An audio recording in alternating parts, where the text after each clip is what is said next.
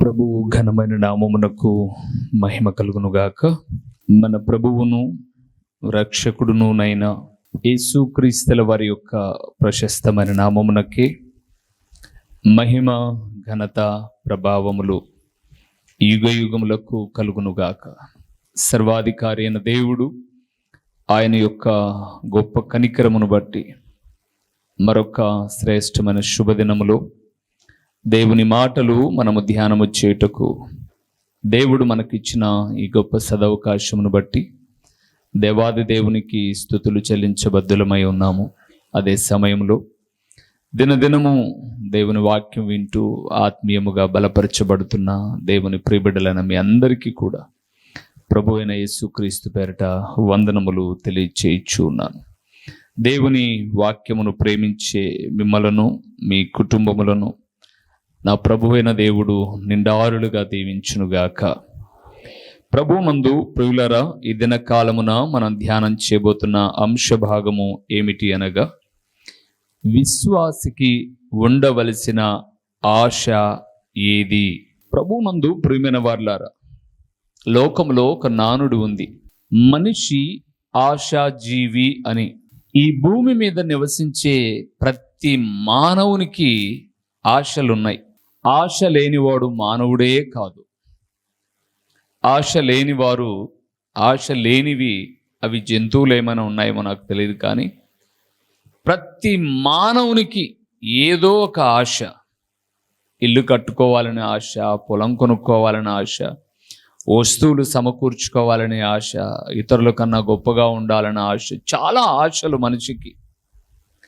అయితే గొప్ప వ్యక్తులు చెప్పే మాట ఏంటంటే, ఆశ ఉండడము తప్పు కాదు, ఆశ ఉండడము తప్పు కాదు.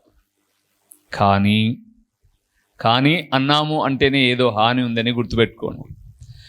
ఆశ ఉండడం తప్పు కాదు, కానీ అత్యాశ ఉండడం, దురాశ ఉండడం, పేరాశ ఉండడం తప్పనిసరిగా తప్పే. ఆశకు దురాశకు తేడా ఏంటి పాస్టర్ గారు అని మీరు అడిగితే, ఒక దేవుని సేవకునిగా నేను చెప్పే మాట ఏంటంటే, ఆశ ఏంటంటే, ఉదాహరణకు పిల్లలు పెన్ను రాసుకుంటూ ఉన్నారు, చూసి ఎంత బాగుంది పెన్ను, నా దగ్గర ఉన్న పెన్ను కన్నా చాలా బాగుంది, ఆ పెన్ను, అలాంటి పెన్ను నాకు కూడా ఉంటే బాగుంటుంది అనేది ఆశ.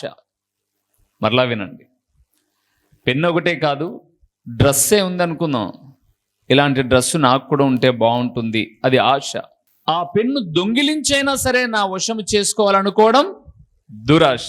ఆ పెన్ను దొంగిలించైనా సరే అది ఎలాగైతేనే నా చెంతకు రావాలి అని అనుకోవడం దురాశ. అందుకే ఈరోజు మనం దేవుని ప్రియబిడ్డలకు ఉండాల్సినటువంటి ఆశలు ఏవి ఉండాలి అని మనం చూస్తే చాలా ఉన్నాయి. కొన్ని విషయాలు మనం ధ్యానం చూద్దాం. మనం చదివే ప్రతి మాటలో ఆశ ఆశ. సామెతల గ్రంథము 23వ అధ్యాయము 18వ వచనాన్ని మనం చూద్దాం. 18వ వచనాన్ని మనం చూద్దాం. నిశ్చయముగా ముందు గతి రానే వచ్చును, నీ ఆశ భంగము కానేరదు. వాస్తవానికి జ్ఞాని అయినటువంటి సొలొమోను చాలా చక్కటి విషయాలు 23వ అధ్యాయంలో మాట్లాడుతూ 15వ వచనంలో అంటాడు, నా కుమారుడా, నీ హృదయమునకు జ్ఞానము లభించిన ఎడల నా హృదయము కూడా సంతోషించును అని కొన్ని మాటలు చెబుతూ 17వ వచనంలో అన్నాడు, యెహోవా యందు భయభక్తులు కలిగి ఉండుము, యెహోవా యందు భయభక్తులు కలిగి ఉండుము, అప్పుడు నిశ్చయముగా ముందుగతి రానే వచ్చును, ముందుగతి రానే వచ్చును, నీ ఆశ ఏమి కాదు, భంగము కాదు. ఎప్పుడు ఆశ భంగము కాదు? దేవుని యందు భయము భక్తి కలిగి ఉండి, దేవా ఇప్పుడు కాకపోయినా ఎప్పుడో ఒకసారి నాకు అది ప్రభువా, అది నా సొంత జ్ఞానము చేత సంపాదించుకునేది కాకుండా నీ సహాయ సహకారముల చేత నేను పొందుకునేదిగా ఉండాలి అని ఎప్పుడో దాని గురించి ఇప్పుడు మాట్లాడుతాం చూడండి. ఎప్పుడోది ఇప్పుడు మాట్లాడుతుంటే అప్పుడు పొందుకోవాలి అంటే అప్పటి వరకు, ఇప్పటి నుంచి అప్పటి వరకు ఏం కలిగి ఉండాలట?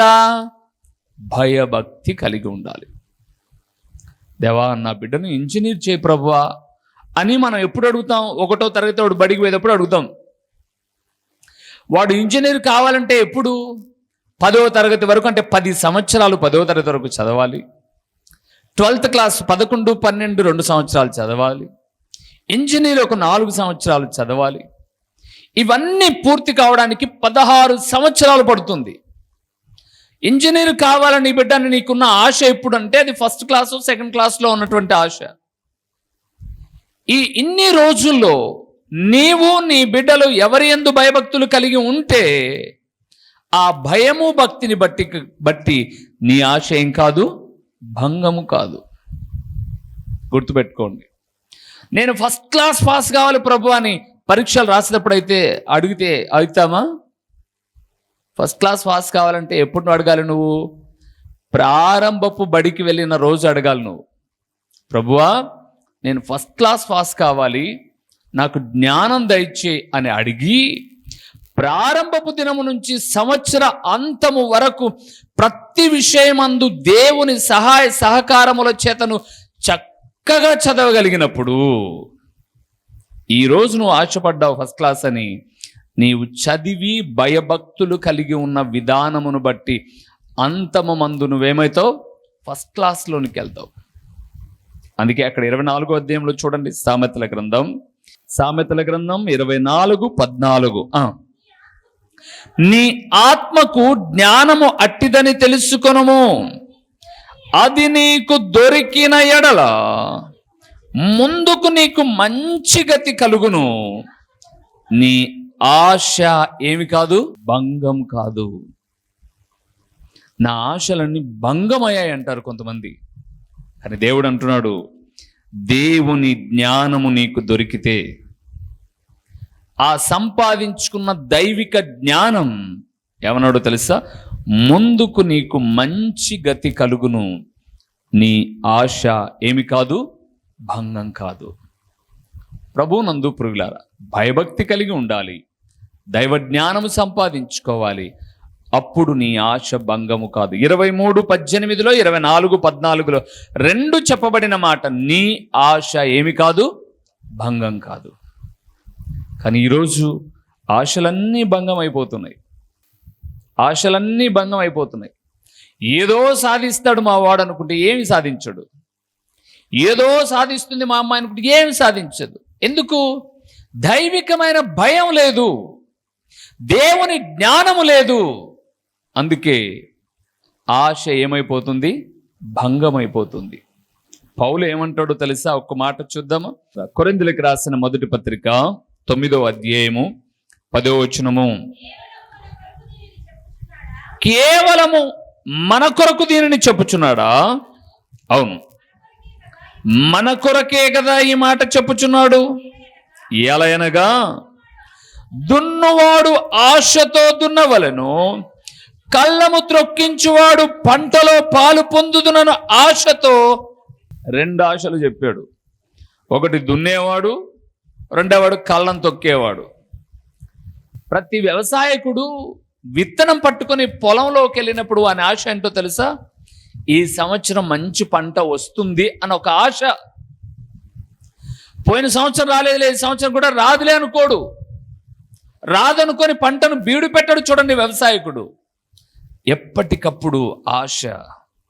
అందుకే ప్రియులారా, సేవలోనైనా, చదువులోనైనా, పనిలోనైనా ఏముండాలి? ఆశ ఉండాలి. ఏ ఆశ ఉండాలి? దైవికమైన ఆశ ఉండాలి. దురాశ ఉండకూడదు ప్రియులారా. పెద్దలు ఒక మాట అనేవారు, మీకు తెలుసు. దురాశ, ఫిల్ ఇన్ ద బ్లాంక్స్ అంటే పూర్తి చేయండి. దురాశ ఏం చేసేది? దుఃఖాన్ని తెచ్చేది. దురాశ ఎప్పుడు దుఃఖాన్నే తెస్తుంది. కానీ మంచి ఆశ గొప్ప స్థితిలోనికి తీసుకుని వెళ్తుంది ప్రియులారా. అందుకే ఇక్కడ అన్నాడు, ఆశతో దున్నాలి, ఆశతో పాలు పొందాలి అని అంటున్నాడు. కొంతమందికి ఉండే ఆశలు దేవుణ్ణే శోధిస్తాయట. చూద్దామన్నమాట. 18వ వచనం, 78వ కీర్తన 18వ వచనం. వారు తమ ఆశ కొలది ఆహారమును అడుగుచు తమ హృదయములలో దేవుని శోధించిరి. అలాగే 30వ వచనం కూడా చూద్దాం. 30వ వచనం, వారి ఆశ తీరక మునుపే ఆహారము ఇంకా వారి నోళ్లలో నుండగానే చాలు పురుగులారా. ఇదేమి ఆశ? దేవుని శోధించేటటువంటి ఆశ. ఆహారం లేనివాడు, దేవా గంజో కల్లో నాకు దయచే ప్రభువా అని అడగాలి. ఆహారం లేనివాడు నాకు బిర్యానీ ఈ ప్రభు అని అడగకూడదట. ఇశ్రాయేలు బాపతి అదే. ఇశ్రాయేలు అడిగారు. రోజు దేవదూతలు భుజించే మన్నా అనే ఆహారంతో పోషిస్తుంటే వాళ్ళు అంటారు, ఈ సవి సారం లేని ఆహారం మేము తింటున్నాం, మాకు ఏ ఆహారం కావాలి? మాంసాహారం కావాలి. వాస్తవానికి మోషే గారు భయపడ్డారు, ఇన్ని లక్షల మందికి ఎంత మాంసం కావాలి ఏంటి అని. దేవుడు అన్నాడు, నా బాహుబలం ఏమైనా తక్కువైనదా? వాళ్ళు ఒక్కరోజు అడిగారు మోషే, నిన్ను నెల రోజులు ఇస్తానని చెప్పు అన్నాడు. నెల రోజులండి. 30వ వచనంలో మనం చూసాం, నెల రోజులు వారి నోళ్లలో ఉంటూనే ఉంది. అంటే సంతృప్తి చెందలే వాళ్ళు. ఇంకా ఇంకా ఇంకా తిని వారి నాసికా రంధ్రములలో నుంచి ఆ దుర్వాసన వచ్చే అంత ఆశ కలిగి ఉన్నారు.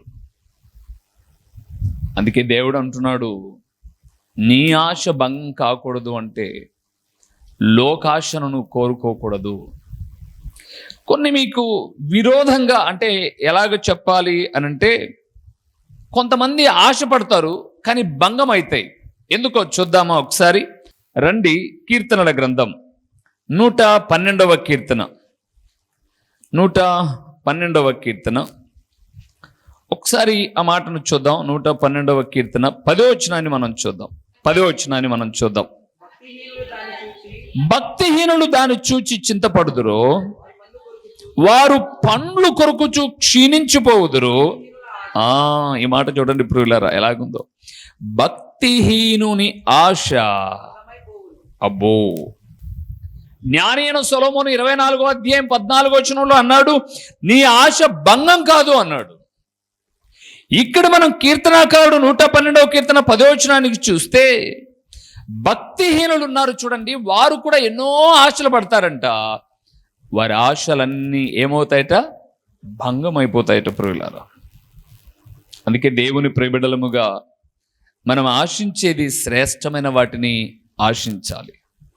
శ్రేష్టమైన మాటలు ఆశించుట వల్ల అది దేవునియందు భయభక్తులు కలిగి ఉండుట ద్వారా ఆ ఆశలను మనము తీర్చుకోగలుగుతాం. అందుకే కొన్ని విషయాలు మీకు నేను జ్ఞాపకం చేయక ముందుగా, ఆశలు తీరే అనుకోండి, మనిషికి ఏమవుతుందో కొన్ని విషయాలు మనం చూసి, తర్వాత దేవుని బిడలముగా దేవుని నమ్ముకున్న మనం ఏ ఆశ కలిగి ఉండాలో ఒక 4 విషయాలు చూద్దాం. ఇంతకు ఆశ వలన లేదా ఆశ తీరుట వలన ఏం కలుగుతుంది అని మనం సామెతల గ్రంథంలోనికి వెళ్తే 13వ అధ్యాయానికి వెళ్దాం. సామెతల గ్రంథము 13వ అధ్యాయము 19వ వచనాన్ని మనం చూద్దాం ప్రియులారా. 19వ వచనాన్ని మనం చూద్దాం. ఆశ తీరుట ప్రాణమునకు తీపి. చాలు. ఆశ పడితే భక్తిహీనుల ఆశ భంగం అయిపోతుంది అని మనం చూసాం కదా. ఇక్కడ జ్ఞాని అంటున్నాడు, ఆశ తీరుట దేవుని ప్రియబిడ్డలకు ఏం కలుగుతుంది? ఒక తీయని ధనం. మీకు బాగా పరిచయమైన ఆశ కలిగిన ఒక మాట చెప్తారు బైబిల్ గ్రంథంలో. 107వ కీర్తన 9వ వచనంలో ఉంది కదా, ఏలయనగా ఆశ గల ప్రాణమును ఆయన మేలుతో. అవును ప్రియులారా, ఆశ అనేది తీయనిదిగా ఉండాలి. ఇంకా ఆశ ఎలాగుండాలి అని అంటే ఇర్మియా గ్రంథానికి వెళ్దాం ఒకసారి. 31వ అధ్యాయానికి. ఇర్మియా గ్రంథం కొన్ని రెఫరెన్సెస్ ఎక్కువ ఇస్తున్నాను ఏమనుకోమాకండి, కానీ చాలా విషయాలు మనం నేర్చుకోవడానికి. 31వ అధ్యాయము ఇర్మియా గ్రంథం 31వ అధ్యాయము 24వ వచనాన్ని మనం చూస్తున్నాం. 24వ వచనం, అలసి ఉన్న వారి ఆశను తృప్తిపరచుదును. చాలు పురుగులారా, ఆశ ఎలాగుండాలా? తృప్తి కలిగేదిగా ఉండాలి. ఎదురు చూసింది పొందుకునేదిగా ఉండాలి. అందుకే యిర్మీయాతో అంటున్నాడు, శాశ్వతమైన ప్రేమతో నేను నిన్ను ప్రేమించుచున్నాను గడుక విడువక నీ ఎడల కృప చూపెదను అని చెబుతూ వచ్చిన దేవుడు అలసి ఉన్న వారి ఆశను నేనేం చేస్తాను, తృప్తిపరుస్తాను అన్నాడు. ప్రభునందు ప్రియులారా, తృప్తిపరచడమే కాదు, ఆశను కూడా తీరుస్తాడు దేవుడు. ఎప్పుడో తెలుసా? ఆ మాట చెప్పి 4 విషయాలు చెప్తాను. సామెతల గ్రంథం 10వ అధ్యాయము 28వ వచనాన్ని ఒకసారి చూద్దాం. 10:28వ వచనం. నీతిమంతుల ఆశ సంతోషము పుట్టించును, భక్తిహీనుల ఆశ ఎలాగుందండి మాట. జ్ఞాని అంటున్నాడు, నీతిమంతులకు కొన్ని ఆశలు ఉంటాయి. ఆ ఆశలు ఏం కలుగు చేస్తాయి? సంతోషాన్ని కలుగు చేస్తాయి. దేవుని ప్రియబిడ్డలారా, మనం ఆశపడేది మనకు సంతోషాన్ని, మనకు మాత్రమే కాదు.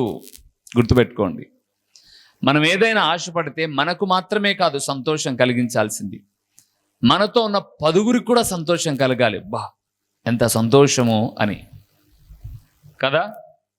ఈ మందిరం కట్టుకోవడం వల్ల నాకొక్కనికే సంతోషం కలగల, నాకు ఆత్మీయులైన దేవుని సంఘానికి, సుదూరంలో ఉన్న సేవకులకు, స్నేహితులకు, ఆత్మీయులకు, వాక్యమును వీక్షించే దేవుని ప్రియబిడ్డలకు ప్రతి ఒక్కరికి సంతోషం కలిగింది.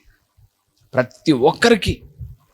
బాబు, మీరు రేకుల కింద షూటింగ్ తీసుకుంటూ మీరు ప్రతి 5 నిమిషాలకు ఒకసారి ఆ షూటింగ్ తీసుకునేటప్పుడు ఖర్చుతో సారికి ఇలాగ తుడుచుకుంటూ ఉంటే, మేము కూడా వాక్యం చూస్తున్నప్పుడు అనుకున్నాం ఎంత ప్రయాస, నిజమే ఈ దేవుని సేవకునికి ఒక మంచి మందిరం ఉంటే బాగుంటుంది అని.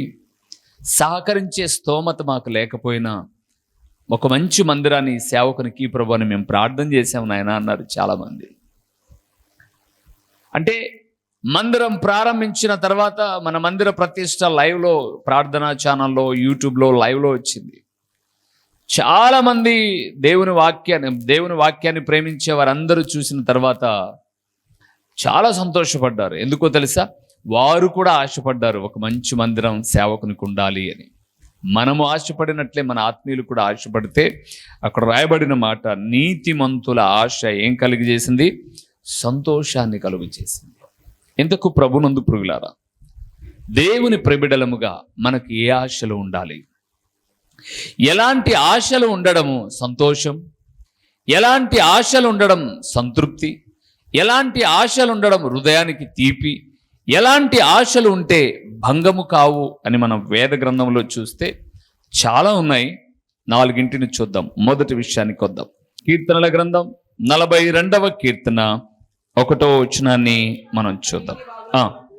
దుప్పి నీటివాగుల కొరకు ఆశపడునట్లు దేవా, నీ కొరకు నా ప్రాణము ఆశపడుచున్నది. దేవుని ప్రియబిడ్డలారా, మొట్టమొదటిది దేవుని ప్రియబిడ్డలకు ఉండాల్సినటువంటి ఆశ ఏంటి అనంటే, దుప్పికట నీటి మీద ఆశట. చాలా పర్యాయములు నేను ఈ విషయాన్ని మీకు చెబుతూ వచ్చాను. ఎలాగో తెలుసా? దుప్పి ఎండమావులను చూస్తుందట. ఎండమావులు ఎలాగుంటాయి అనంటే, ఎప్పుడైనా మనం ఎండకు ప్రయాణం చేసేటప్పుడు ఊరివేట పొలాల్లోనో లేదా మన ముందున్నటువంటి దారినో మనం చూస్తే అక్కడ ఎండమావులు అనేది ఎలా కనిపిస్తాయి అంటే, నీళ్లు ఉన్నట్టుగా ఆ ఎండకు క్రిందనున్నటువంటి ఆ భూమికి రెండిటికి మధ్య ఒక నీరు ఉంటే నీడ అలాగ కదిలినట్టుగా అక్కడ కదులుతూ ఉంటుంది. దూరం నుంచి చూసే వాళ్ళకి ఏమనిపిస్తుందంటే అక్కడ నీళ్లు ఉన్నాయేమో అనిపించేటట్టుగా. వాస్తవానికి నీళ్లు కాదు, బుడద కూడా ఉండదు అక్కడ. దుప్పి అట నీరు దాహం కొన్నప్పుడు ఇలాంటి ఆశతో పరిగెత్తుందట. అక్కడ ఉన్నాయి నీళ్లు, సమృద్ధిగా తాగొచ్చు అని ఇక్కడ నుంచి ఎంత వేగంగా వెళ్ళాలనో అంత వేగంగా వెళ్ళిపోతుందట. పైపెచ్చు అక్కడికి వెళ్ళిపోయిన తర్వాత అక్కడ ఏం కనిపించదు. అక్కడ నుంచి మళ్ళా ఒక దూరదృష్టితో చూస్తే మరలా ముందు అలాగే కనపడితే అలసిపోదు. నీరు దొరికే అంత వరకు అలాగ పరిగెత్తునే ఉంటుందట. కోరాహు కుమారులు అంటారు, దేవా, నీవు మాకు దొరికే అంతవరకు మీరు ఈ 42వ కీర్తన అంతటిని కూడా మీరు చూస్తే 2వ వచనం నుంచి అంటాడు, జీవము గల దేవుని కొరకు తృష్ణ కొనుచున్నది అని అంటూ, దేవుని సన్నిధికి నేను ఎప్పుడు వచ్చేదను, ఆయన సన్నిధిని నేను ఎప్పుడు కనబడేదను. 3వ వచనంలో అంటాడు, నీ దేవుడు ఏమాయనని వారు నిత్యము నాతో అనుచుండగా రాత్రింబగళ్ళు నా కన్నీరు నాకు అన్నపానములాయను. అయితే 5వ వచనంలో అంటాడు, నా ప్రాణమా నువ్వు కృంగిపోగాకు, నా ప్రాణమా తొందరపడగాకు, నా ప్రాణమా నిరీక్షణ ఉంచు. నువ్వు నమ్ముకున్నావుగా దేవుణ్ణి, ఏ మేలు కలిగింది నీకని లోకంలో ఉన్న వాళ్ళు నన్ను అంటూ ఉన్నప్పుడు, ఇన్ని రోజులు నమ్ముకొని నీ బాధలు తీరాయా, నీ కష్టాలు తీరాయా, ఇలాగ మాట్లాడే వాళ్ళు చాలా మంది ఉంటారు. ప్రియులారా, చాలా మంది ఉంటాయి. దేవుణ్ణి నమ్ముకున్నావు కదా, నీ కష్టాలు తీరాయా, నీ బాధలు పోయాయా అనేవాళ్ళు చాలా మంది ఉంటారు.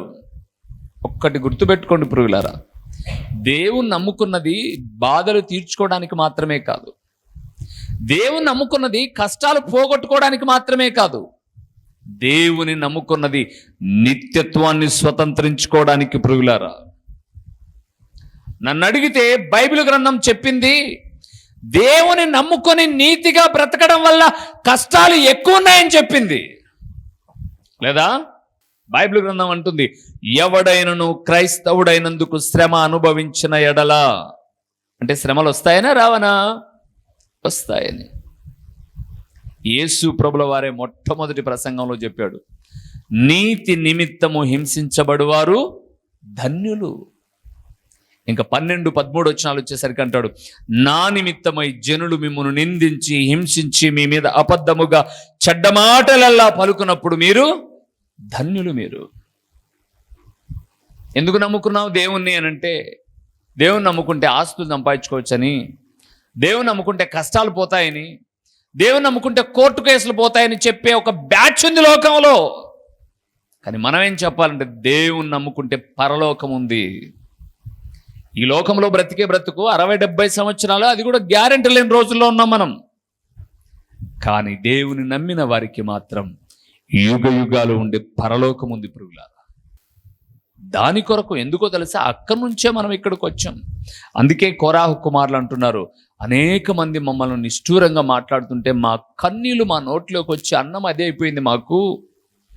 అలాగ కృంగిపోతావేమో ప్రాణమా, కృంగిపో మాకు, తొందరపడ మాకు, నిరీక్షణ కలిగి ఉండు, నీ దేవుడు నిన్ను తప్పక నిలబెడతాడు. 42వ కీర్తన 43వ కీర్తన నుండి ఇదే పదాన్ని, తొందరపడగాకు, నిరీక్షణ ఉంచని 3 మాటలు చెప్తాడు ప్రియులారా. ఒక పదం ఒకసారి చెప్తేనే గొప్ప, అదే పదాన్ని పదే పదే చెప్పారు అని అంటే ఎంత ఉన్నతమైన ఆలోచన కలిగి ఉందో చూడండి. అందుకే దేవుని గురించిన ఆశ ఉండాలండి. ఎలాగుండాలి దేవుని గురించిన ఆశ? 17వ కీర్తనకు వద్దాం ఒకసారి. 17వ కీర్తన 15వ వచనాన్ని ఒకసారి మనం చూద్దాం. 15వ వచనం, నేనైతే నీతి గలవాడనై నీ ముఖ దర్శనము చేసేదను, నేను మేల్కొనున్నప్పుడు నీ స్వరూప దర్శనముతో ఆహా నా ఆశను తీర్చుకొందును.